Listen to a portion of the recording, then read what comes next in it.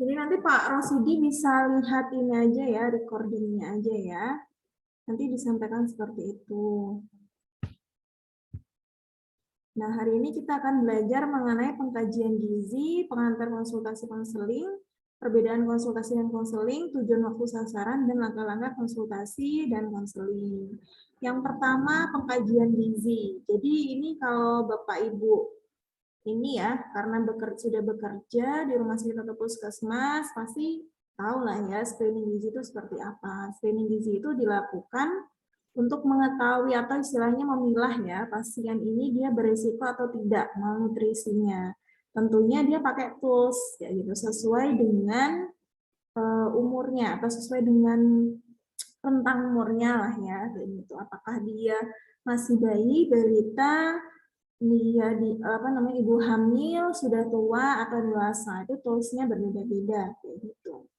Nah, waktunya ini ketika melakukan screening ini ketika pasien baru masuk 1 kali 24 jam gitu. Nah, ini biasanya rumah sakit memang punya ini ya, punya kuasa penuh ya dalam pemilihan formulir screening kayak gitu. Apakah pakai MST atau pakai MUST atau pakai SGA kayak gitu, MNA kayak gitu. Jadi memang ini kuasa penuh dari rumah sakit untuk menentukan formulir screening mana yang akan digunakan. Tapi biasanya pihak rumah sakit itu mempertimbangkan kira-kira mana nih yang lebih efektif kayak gitu.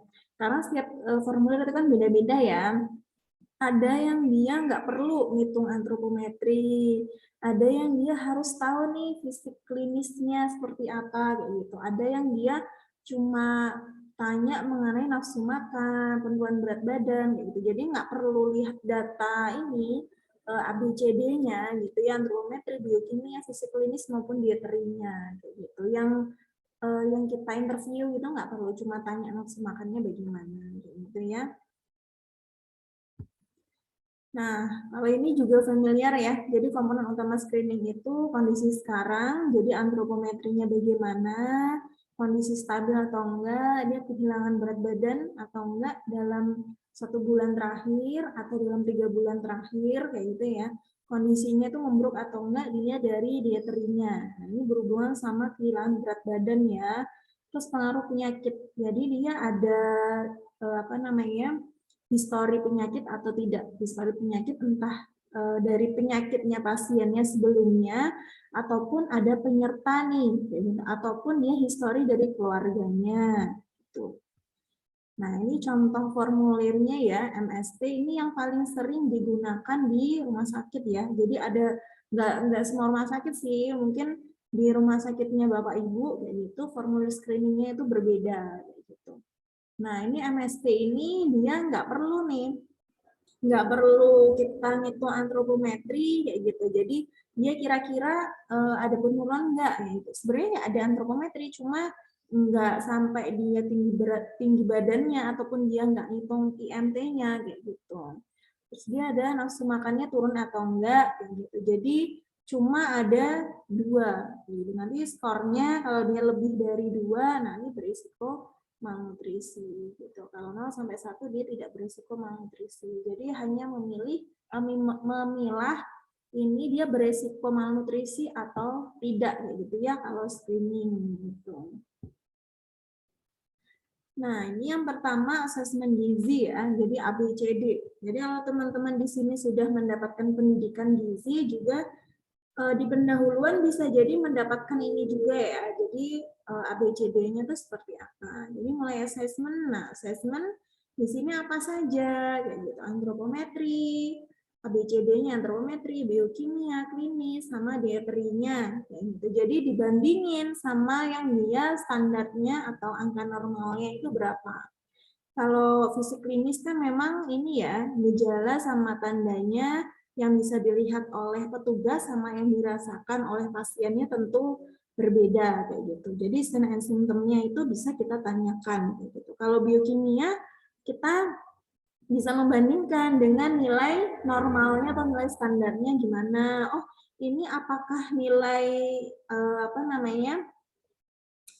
nilai kolesterolnya dia tinggi atau rendah nih, atau normal, kayak gitu. Fisik klinis juga kita bisa membandingkan dengan nilai standarnya, kayak gitu. Nah, tekanan darahnya ini normal atau enggak nih, kayak gitu. Terus dia kesadarannya gimana, kayak gitu. Jadi kita bisa membandingkannya. Gitu. Riwayat klien ini bisa dia riwayat penyakit, riwayat dia mengonsumsi obat, kayak gitu. Nah, ini terus diinterpretasikan. Jadi kan tadi ada nilai standarnya ya. Jadi ini apakah nilainya normal, tinggi, ataupun rendah. Gitu.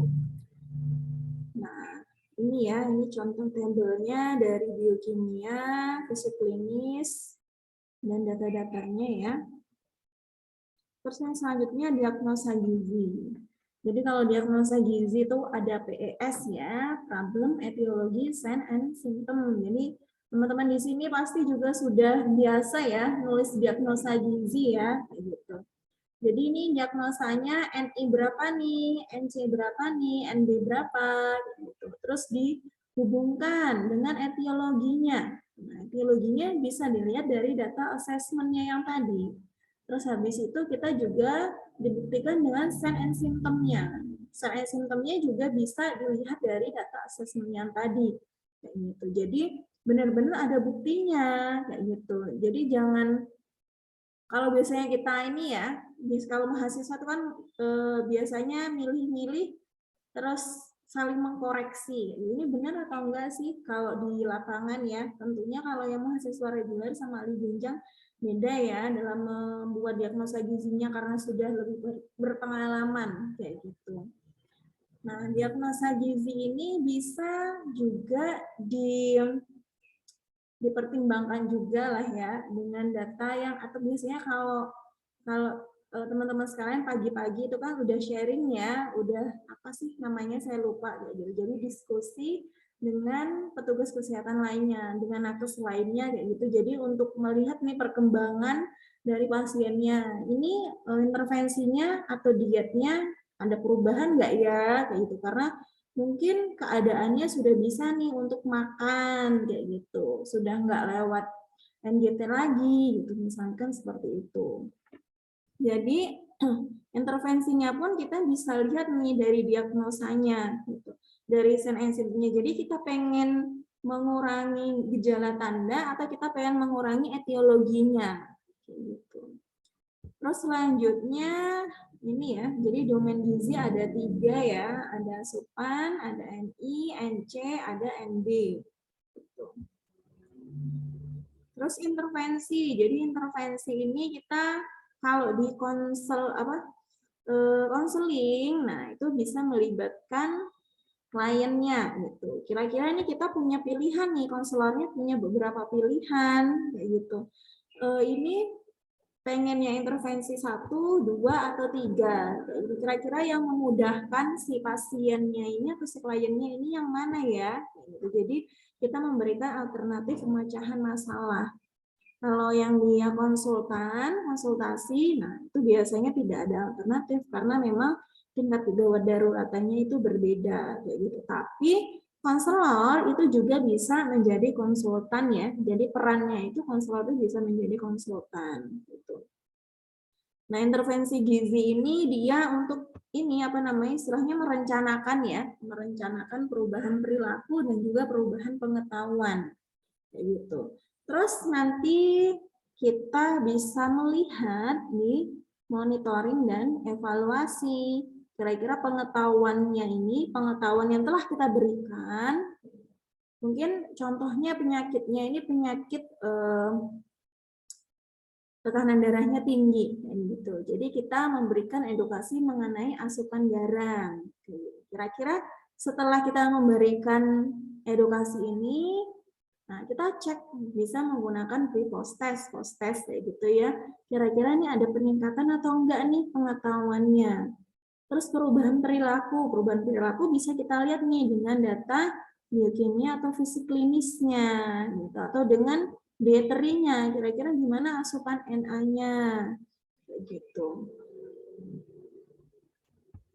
Nah, ini PAGT yang biasanya di rumah sakit ya, mungkin formatnya berbeda ya di tiap rumah sakit ya, tapi poin-poinnya seperti ini. Nah, ini pengantar konsultasi dan konseling. Yang pertama adalah komunikasi. Jadi, kalau kita memberikan, istilahnya kalau konseling, terus kita konsultasi itu kan mendengarkan ya. Jadi, klien kita bercerita mengenai masalahnya, kita sudah ada data kayak gitu. Jadi, menceritakan curhat gitu ya, curhat tentang keadaan gizi atau keadaan penyakit dari si klien. Jadi ini menyampaikan pikiran dalam bentuk pendapat atau informasi melalui kata-kata, gerakan, isyarat, ataupun simbol kepada penerima pesan. Nah, unsur komunikasi itu sebenarnya ada yang 4, ada yang 6, kayak gitu ya. Tapi secara umum itu ada 4, kayak gitu ya. Ada yang memberikan informasi, penerima informasi, isi pesannya, dan juga medianya ya, apakah dia memberikannya secara langsung atau menggunakan media leaflet gitu, atau booklet, atau menggunakan SMS, atau menggunakan telepon. Jadi unsur komunikasi di sini harus ada gitu ketika konseling ataupun konsultasi kayak gitu.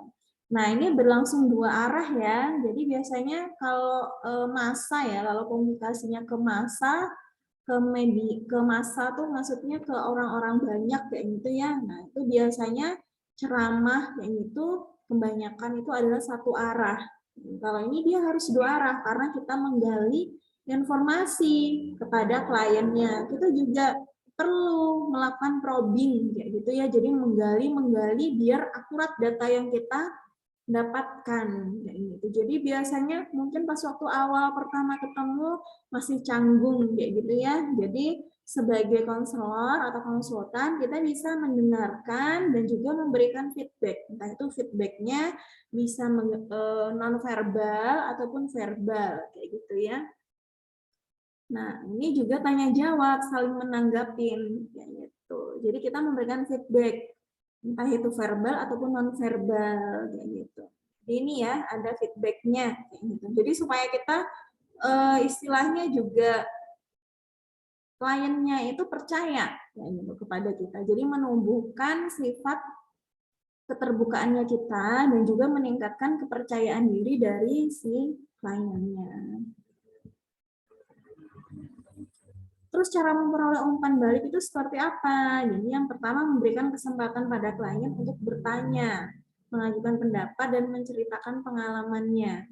Jadi segala macam informasi kayak gitu. Jadi kalau misalkan si kliennya juga masih belum percaya diri atau memang sifatnya itu tertutup kayak gitu ya. Jadi di awal-awal ketemu itu, jadi kita memberikan pemahaman kepada si klien bahwasanya informasi yang diberikan oleh klien kepada kita itu sifatnya rahasia. Jadi kalau di awal-awal itu kan seperti assessment tadi ya, assessment, diagnosa, intervensi kayak gitu, data-datanya itu rahasia. Jadi tidak akan diinformasikan ke orang lain, kecuali misalkan kalau kita membutuhkan bantuan orang lain, misalkan spesialis kayak gitu ya. Jadi kita bertanya kepada klien dulu kayak gitu. Jadi ini mau melibatkan orang lain nih, kira-kira bisa atau enggak, ataupun ya bukan bisa atau enggak. Jadi kita memberikan opsi kayak gitu kepada si kliennya kayak gitu. Ataupun mungkin ada peran keluarga ataupun saudara kayak gitu. Nah, itu harus meminta persetujuan dari klien kayak gitu ya. Terus yang kedua, mengajukan pertanyaan atau meminta penjelasan kembali kepada klien tentang pemahaman. Gitu. Jadi kan kalau di intervensi kayak gitu, kita sudah memberikan opsi nih, apa yang harus dirubah baik dari pengetahuan maupun perilakunya. Kayak gitu. Nah, selama kita memberikan ini ya, memberikan informasi kayak gitu, tentu kliennya mendengarkan. Tapi kita kan nggak tahu ya, apakah kliennya ini paham ataupun tidak dengan informasi yang sudah kita berikan. Jadi kita ngecek nih, apakah si klien ini paham dengan informasi yang telah kita sampaikan. Kayak gitu. Terus selanjutnya meminta klien untuk meringkas informasi yang telah disampaikan. Jadi kalau ini kita melihat kira-kira paham atau enggak. Nah, di sini dia menceritakan ataupun mengulas lah ya, mengulas informasi yang telah kita berikan. Terus tanya, misalkan ada yang nggak paham, jadi bisa bertanya. Gitu.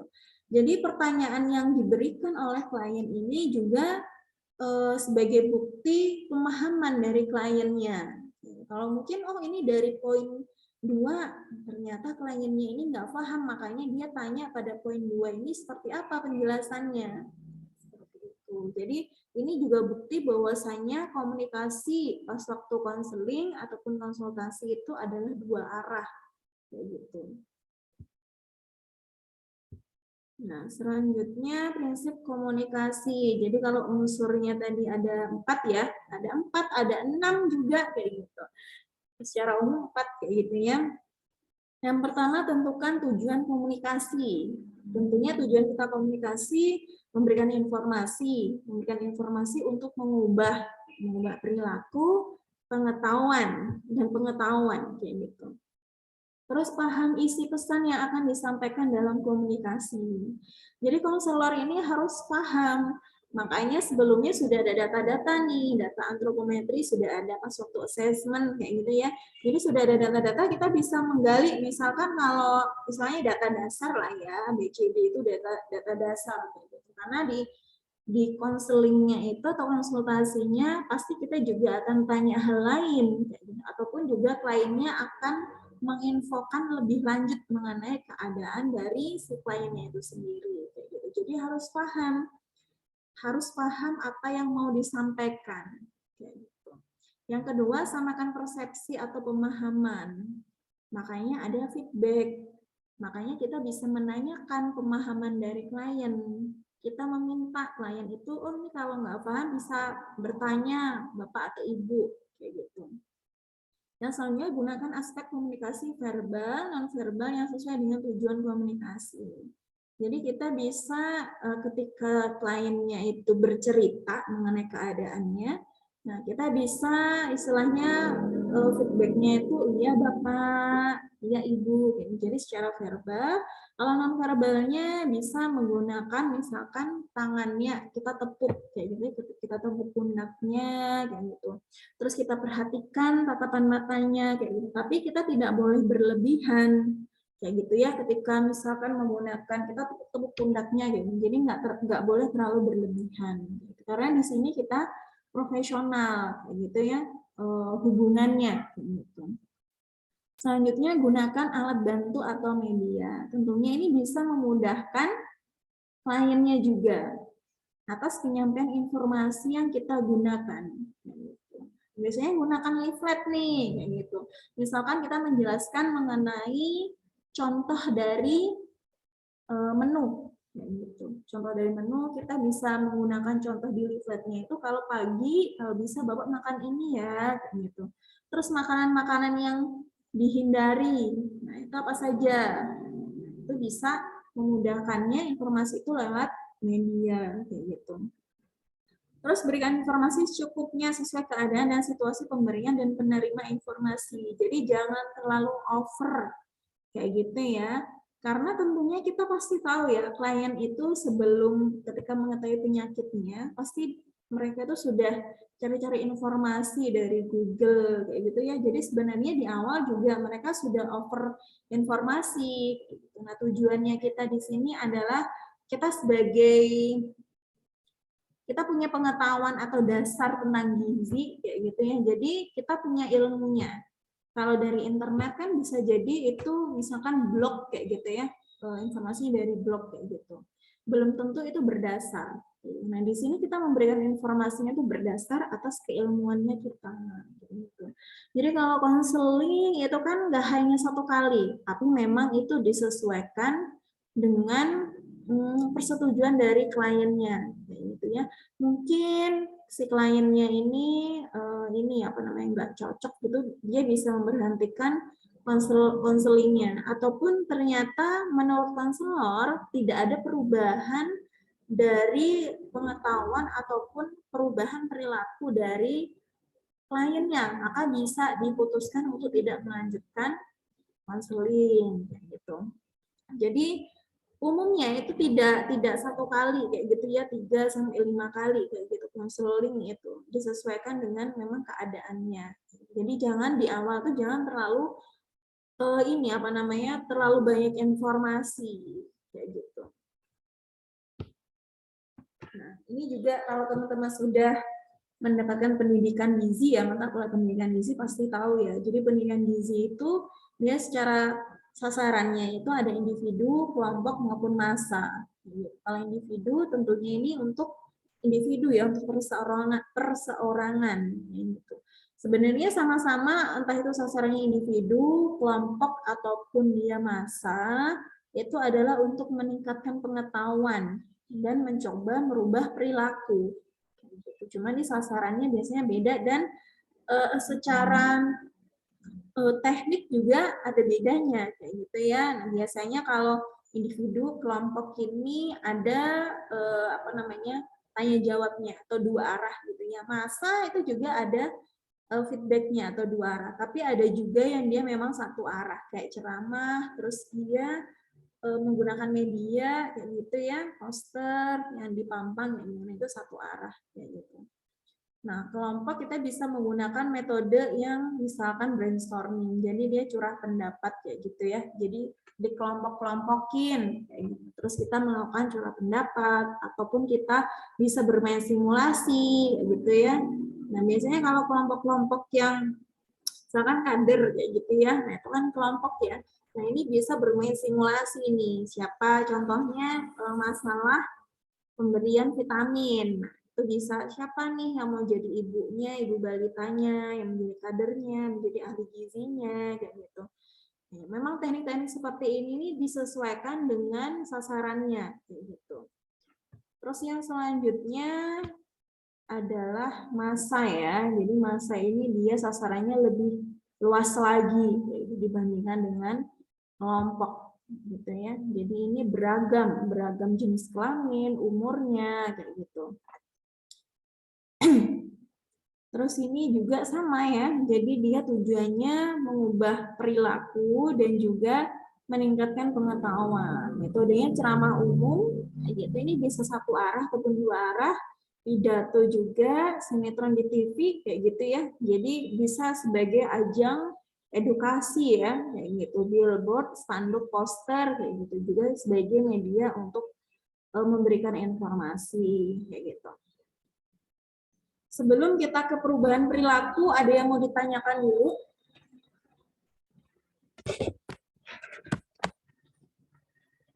Sudah paham ya? Ini pasti makanan sehari-hari ya, ini ya.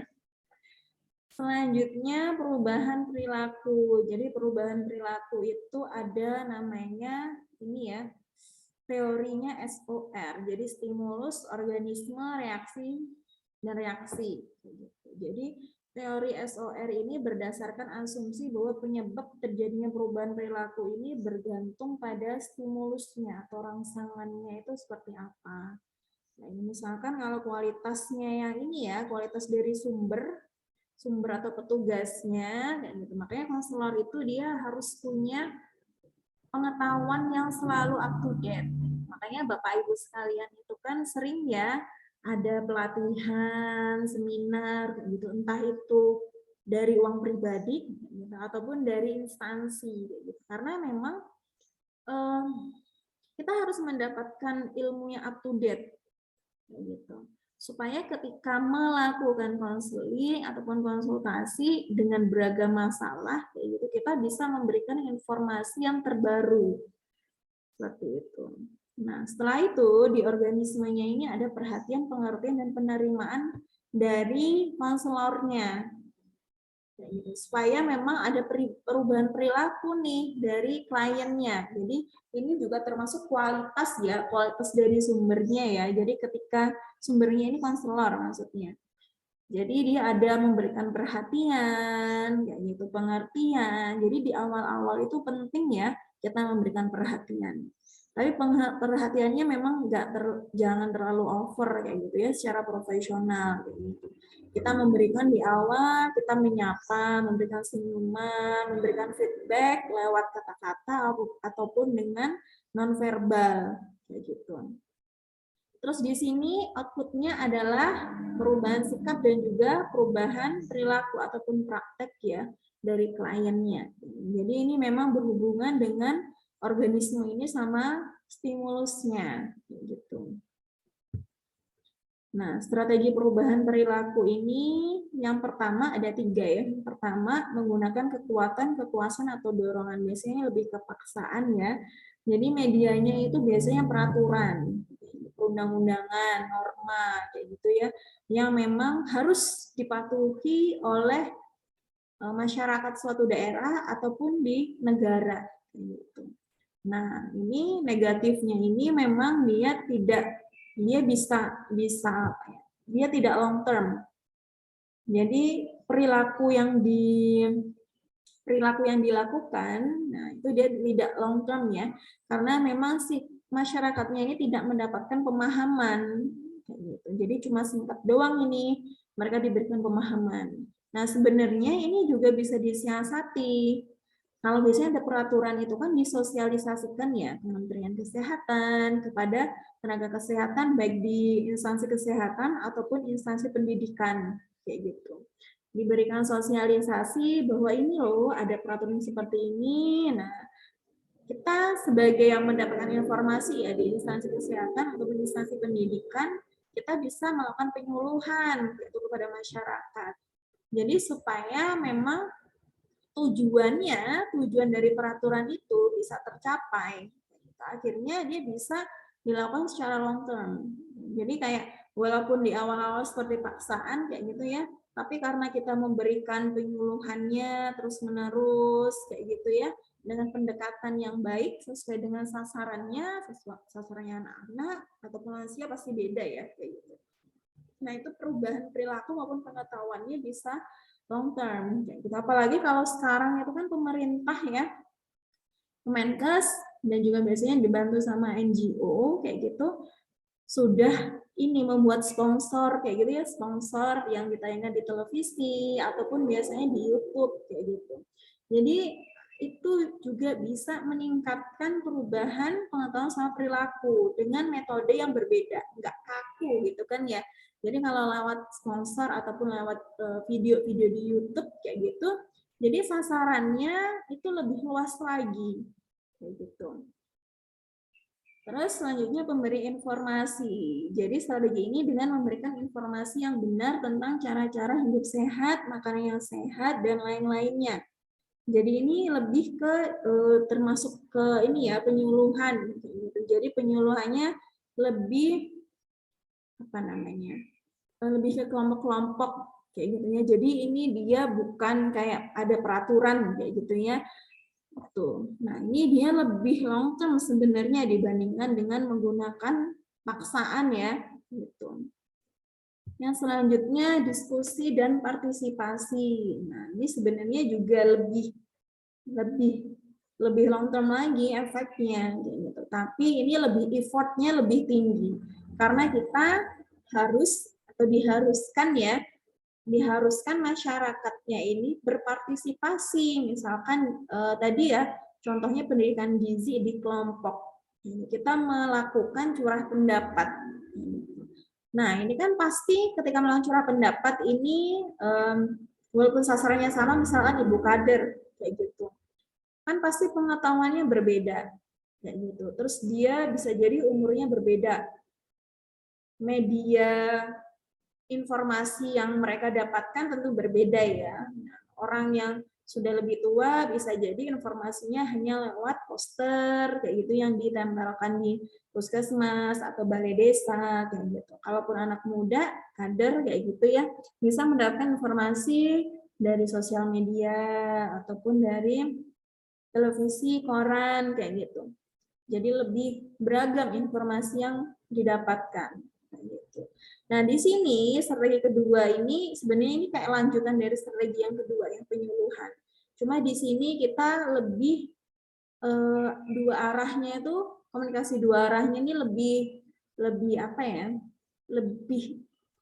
Lebih bagus lagi kayak gitu. Karena kita bisa melihat pemahaman dari kliennya atau kita bisa melihat pemahaman dari masyarakatnya itu seperti apa, kayak gitu. Nah, ini konsultasi dan konseling ya. Tadi perbedaannya lebih ke sini ya, tujuannya. Kalau konseling tadi kita bisa memberikan alternatif permasalahan, kalau konsultasi itu enggak. Jadi kita cuma mengidentifikasi dan menganalisis masalah yang dihadapi klien. Nah, kalau di sini dia ya sama di awal membantu klien mengidentifikasi masalah dari data tadi ya, data assessment tadi. Terus kita memberikan intervensinya, jadi ada beberapa opsi nih alternatif permasalahannya, alternatif pemecahan masalahnya, kayak gitu. Sasarannya kalau konseling sama konsultasi ini lebih individu, penyuluhan ini individu dan kelompok, tapi biasanya masyarakat itu kalau dengar penyuluhan kayak gitu ya, itu biasanya kelompok ataupun massa. Kayak gitu. Nah, prosesnya sama ya, berdasarkan dengan konsultasi kayak gitu.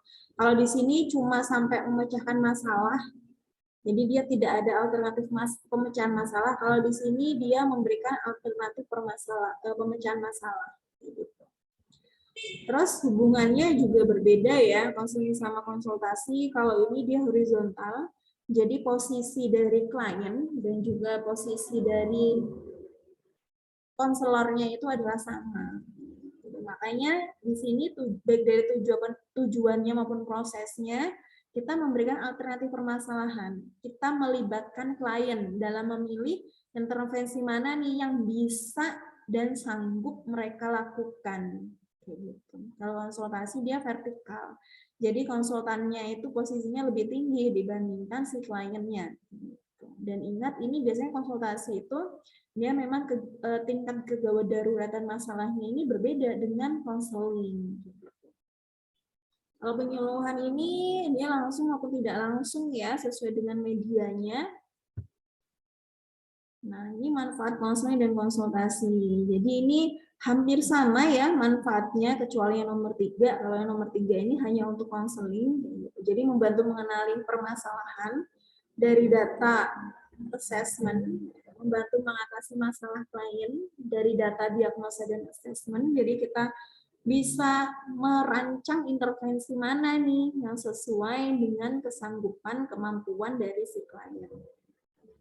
Terus 3, membantu memberikan alternatif tadi ya. Jadi intervensinya mana nih yang sanggup dilakukan. Gitu. Cuma walaupun kita sudah memberikan alternatif ya, kita memberikan apa ya, karena kita sudah tahu ya data assessment dan diagnosa dari pasien kayak gitu.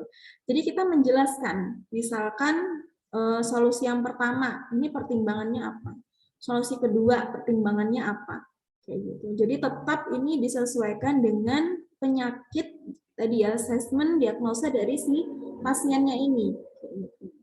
Yang keempat, menjadikan cara hidup sehat di bidang gizi sebagai kebiasaan hidup klien. Jadi kita bisa memotivasi kayak gitu ya, bahwasanya perubahan perilaku ini bukan untuk sebagai ajang perubahan data saja. Oh ini datanya sudah mulai normal nih Bu, biokimia sama fisikalinis, jadi tidak hanya sampai di situ saja, tapi sebagai perubahan tingkat kesehatan, derajat kesehatan dari si pasiennya ini. Yang kelima, membantu klien meningkatkan pengetahuan dan juga perilaku. Jadi ini nggak hanya pengetahuan ya, ini sajanya dicoret aja, nggak hanya pengetahuan tapi juga perilakunya saja, perilakunya juga. Nah, itu makanya ada monitoring evaluasi. Jadi misalkan setelah konseling pertama, konsultasi pertama, nah, yang kedua kita bisa melihat nih, kira-kira ada perubahan nggak? Perubahan pengetahuan, perubahan perilaku dari data ABCD-nya itu ada perubahan nggak? Berat badannya itu ada perubahan nggak? Jadi kita bisa melihatnya di monitoring evaluasi. Nah, ini untuk tempat dan waktunya. Tempatnya kalau bisa ruangannya tersendiri, karena memang istilahnya di situ kan curhat ya. Jadi supaya si kliennya ini bebas dalam memberikan informasi. Gitu. Walaupun canggung kayak gitu ya, karena terlebih kalau ini apalagi di orang ke orang, memberikan informasi ke orang yang baru dikenal gitu ya. Jadi lebih baik di ruangan yang tertutup kayak gitu ya, yang sendiri nggak sama orang lain kayak gitu. Yang kedua, tersedianya tempat atau meja sebagai tempat untuk meletakkan media ya, kayak gitu. Tapi sebenarnya kalau nggak ada, nggak masalah. Jadi sebenarnya konsultasi maupun konseling ini jarak antara konseling sama konselor sama klien itu sebenarnya nggak boleh terlalu jauh ya. Jadi mejanya pun sebenarnya jangan terlalu besar. Kalaupun misalkan besar, apalagi bentuknya bulat gitu misalkan, nah posisinya berhadapannya itu di sampingnya kayak gitu ya, jadi miring. Jadi posisinya tuh nggak terlalu jauh. Jadi meja bundar maupun mejanya kotak kayak gitu, posisinya jangan terlalu jauh. Terus yang ketiga, lokasinya mudah dijangkau. Ini lebih ke lokasi di rumah sakitnya ya. Jadi ini lokasi di rumah sakitnya, lokasi konselingnya ini mudah dijangkau. Jalannya nggak berkelok-kelok untuk ke ini ya, untuk ke lokasi. Walaupun misalkan agak jauh kayak gitu, nah itu ada penanda tempatnya gitu ya. Terus yang keempat, ruangan memiliki cukup cahaya. Jadi cukup cahaya, ventilasi, kayak gitu. Supaya juga si kliennya ini nyaman ya di situ ya. Terus yang keenam, tersedianya ruang tunggu. Nah, ini misalkan kalau banyak gitu ya yang mau konseling kayak gitu. Sebisa mungkin ada ruangan tunggu di luar ya, supaya mereka juga nyaman juga ya kayak gitu sebelum ke ruang konseling. Dan juga tenang kayak gitu. Jadi misalkan ada kipas ya, kipasnya nggak ada suaranya yang terlalu kencang kayak gitu ya. Karena yang kita butuhkan adalah kenyamanan dari klien. Ini waktunya bisa 30-60 menit untuk menggali data dan berdiskusi. Jadi kalau di awal itu kan antropometri kita sudah dapat ya, antropometri, diagnosa, kayak gitu. Nah, habis itu kita diskusi dengan kliennya untuk intervensinya. Dan juga nanti selanjutnya untuk monitor evaluasi selanjutnya, konseling selanjutnya itu kapan. Jadi janjian, nah itu kapan. Sasarannya jadi bisa ini ya, beberapa ya. Ada orang yang memiliki masalah kesehatan terkait gizi, orang yang dia tindakan pencegahan, yaitu preventif juga bisa, orang yang ingin mempertahankan atau meningkatkan status gizi ke arah yang baik. Ada yang mempertahankan, ada yang dia pencegahan, ataupun dia ada masalah nih terkait gizi, ingin menurunkan berat badan, kayak gitu, misalkan seperti itu. Kalau yang konsultasi ini dia tingkat kegawat daruratannya itu berbeda ya dengan konseling. Nah, selanjutnya sebelum ke langkah-langkah konsultasi dan konseling, ada yang mau ditanyakan?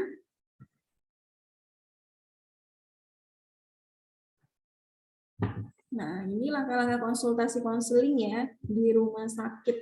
Jadi ini pasti familiar ya sama denah ini ya, bukan denah sih. Mekanisme pelayanannya, ya diagramnya. Jadi rawat inap maupun rawat jalan, nah ini prosesnya nanti berbeda, gitu. Walaupun sebenarnya ini sama, nah ini ada perbedaannya, kayak gitu. Di screeningnya juga, gitu. Nah, ini kalau dirawat inap itu dia ada screeningnya ya. Jadi habis itu dia bisa dipilah beresiko atau enggak. Terus habis itu dia screening ulang atau periodik. Jadi dia setelah 1 kali 24 jam di screening lagi gitu, besoknya. Gitu. Habis itu baru di assessment. Jadi ABCD-nya, habis itu didiagnosa gizi, terus intervensi kayak gitu. Rawat jalan tentunya ini bukan ini langsung ke poli ya biasanya ya. Jadi di screening gizi, kayak assessment kayak gitu. Nah, sebenarnya kalau perawat inap maupun rawat jalan, misalkan dia harus ke poli lain, biasanya rawat jalan ya, ke poli lain itu nggak masalah. Jadi misalkan ke poli syaraf dulu, gitu. Poli syaraf, terus habis itu dilanjutkan ke poli gizi, kayak gitu, untuk asesmennya, kayak gitu. Tapi biasanya memang agak lama ya, jadinya ya kalau pindah poli, kayak gitu. Nah, ini sama ya, kalau rawat jalan tadi, Nah, yang pertama langkah-langkah dari konseling dan juga konsultasi itu adalah membangun dasar-dasar konsultasi dan konseling ini lebih ke komunikasi. Nah, gitu ya. Jadi teman-teman di sini harus punya basic komunikasi yang bagus. Misalkan, Bu, saya ini introvert, Bu, kayak gitu. Jadi nggak istilahnya nggak terlalu banyak bicara, gitu. Nah, berarti harus diasah. Jadi kalau konselor atau konsultan itu sebenarnya nggak terlalu butuh banyak bicara banget gitu, nggak. Ya seperlunya saja. Gitu. Tapi punya prinsip-prinsip komunikasi ataupun dia punya basic komunikasi yang bagus.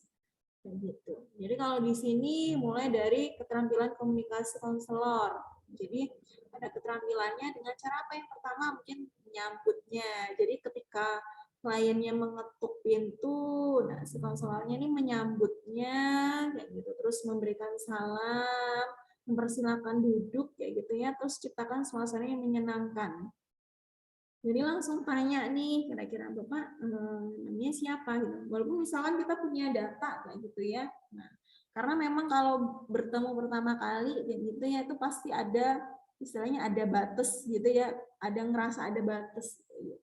Jadi kita bisa memposisikan seperti saya seperti teman sejawat kayak gitu ya. Jadi biar nggak terlalu kaku kayak gitu.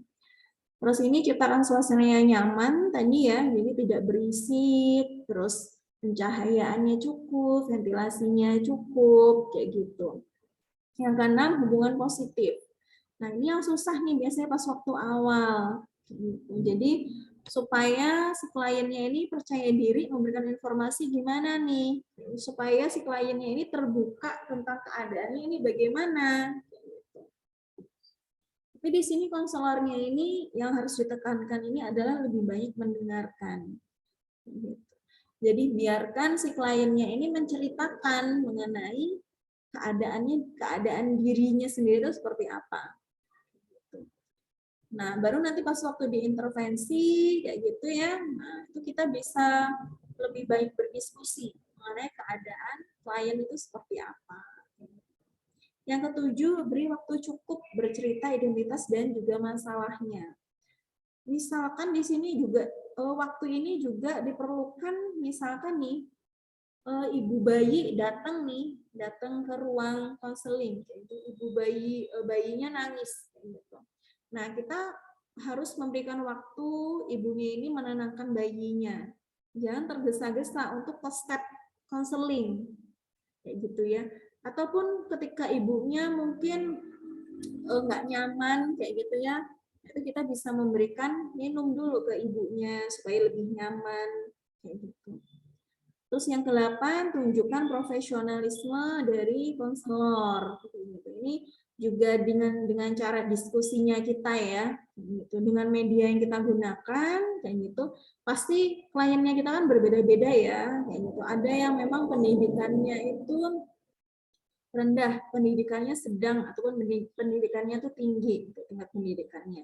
Ada yang misalkan tingkat pendidikannya tinggi itu, misalkan, gitu ya, memang kasusnya ini jarang gitu ya. Bapak Ibu ini sumbernya dari mana ya? Gitu. Bisa jadi ada yang tanya seperti itu. Kita harus tahu nih sumber informasi yang kita berikan itu dari mana. Terus lakukan probing. Nah, probing ini dia pertanyaan yang bersifat menggali. Jadi memang kliennya itu kan tadi menceritakan ya, menceritakan apa yang dia rasakan. Gitu. Tapi di sini bisa jadi karena pertemuan pertama ya, ada sisi-sisi masih belum terbuka, ada sisi masih canggung kayak gitu. Jadi kita bisa melakukan probing, kita bisa menggali lagi kayak gitu ya, kondisi dari si kliennya ini supaya informasi yang kita dapatkan tuh akurat kayak gitu. Yang ke-10, kita jelaskan tujuan dari konseling. Misalkan pasti setiap penyakit itu tujuannya berbeda ya. Dan juga tadi kan sesuai dengan sasarannya tadi ya. Ada yang datang konseling untuk meningkatkan status gizi. Ada yang dia ingin status gizinya itu tetap kayak gitu. Ada yang ingin menurun, misalkan dia dari obesitas ke normal. Ada yang normal tetap pengen normal kayak gitu. Nah, kita jelaskan tujuannya itu apa dari konseling ini kayak gitu. Selanjutnya menggali permasalahan. Jadi assessment, diagnosa, intervensi itu kan termasuk step dari konseling ya, kayak gitu. Langkah-langkah lah ya dari konseling gitu.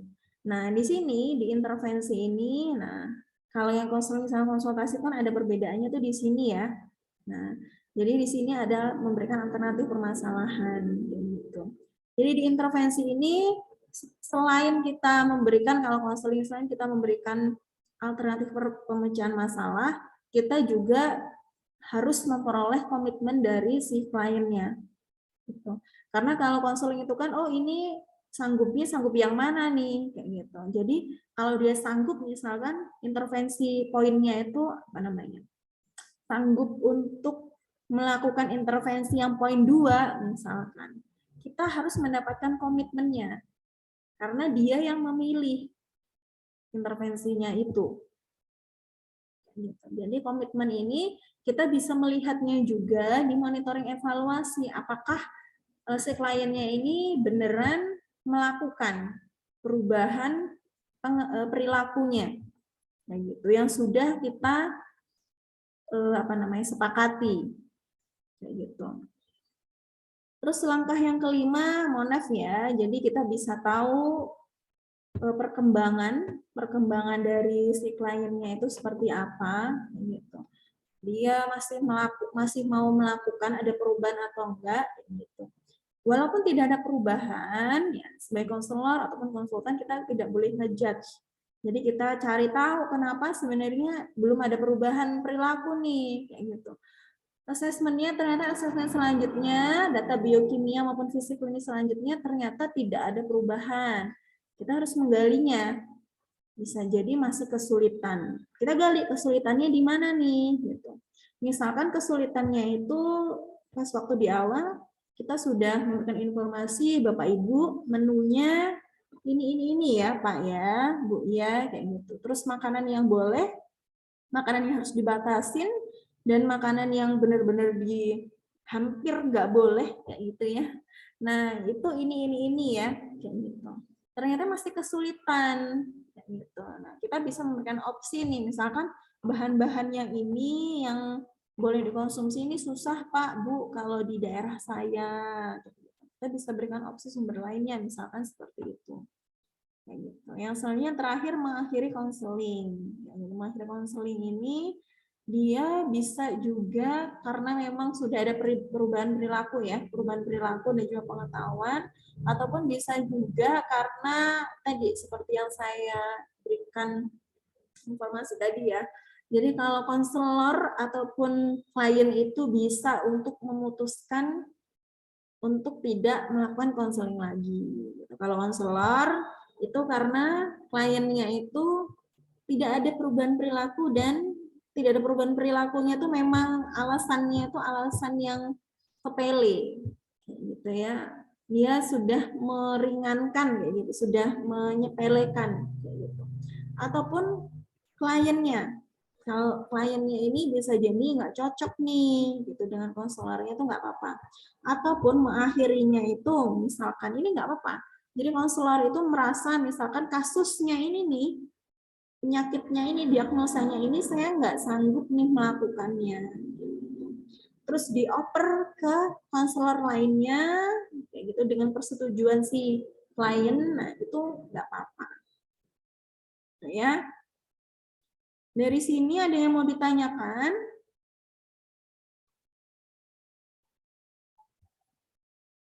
Sudah hatam ya perihal kayak gini ya.